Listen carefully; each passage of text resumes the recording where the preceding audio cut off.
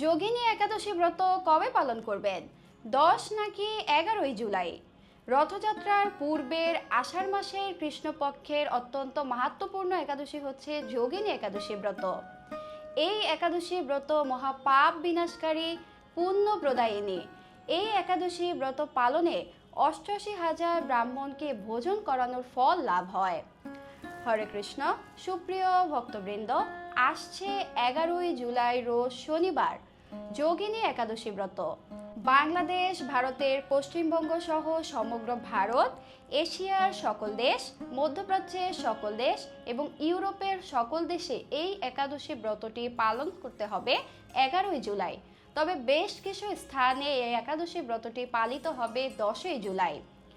America, Canada, Argentina, Brazil, Chile, Peru, Nigeria এবং দক্ষিণ আফ্রিকায় এই একাদশী ব্রতটি পালন করতে হবে 10ই জুলাই।